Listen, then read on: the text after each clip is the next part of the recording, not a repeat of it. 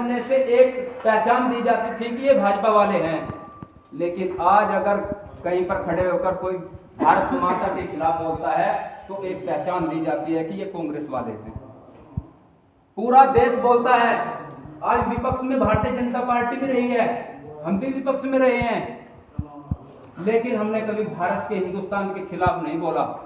हमने उस आम जन की आवाज को उठाने का काम किया है जिसके कार्य इस कांग्रेस में उस टाइम तक तत्कालीन सरकार में हुआ करते थे।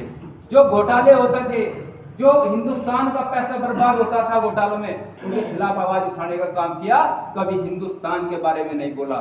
आज विपक्ष में कांग्रेस है, उसका विपक्ष का प्रतिपक्ष का नेता आज भारत से लड़ने की बात करता है। अभी कल उन्होंने बयान दिया है कि हम भारत से भी लड़ेंगे और बीजेपी और आरएसएस से भी लड़ेंगे। भैया आप बीजेपी से लड़ लो, आरएसएस से लड़ लो, लेकिन भारत से लड़ने की क्या बात हो गई? भारत क्या आपका देश नहीं है? भारत उनका देश है, नहीं मानते। अगर भारत को अपना देश मानते हैं तो भारतीय जनता पार्टी के लोग मानते हैं। भारतीय जनता पार्टी अगर सोचती है तो देश के बारे में सोचती है। भारतीय जनता पार्टी अगर सोचती है तो देश में रहने वाले नागरिकों के बारे में सोचती है। अगर भारतीय जनता पार्टी विकास की बात करती है तो हिंदुस्तान की बात करती है। आज हमारे भारतीय जनता पार्टी की सरकार केंद्र में तीसरी बार चल रही है और भारतीय जनता पार्टी का आज का देश का प्रधानमंत्री नरेंद्र मोदी जी अगर किसी देश में जाता है तो भारत की बात करता है। उनका एक ही सपना है, 2014 से पहले चुनाव में बोलते थे, जब चुनाव चल रहा था, कि मेरा भारत पहले भी सोने की चिड़िया था, आज भी सोने की चिड़िया है, आगे भी सोने की चिड़िया रहेगा, लेकिन नेतृत्व करने वाले कमजोर हैं।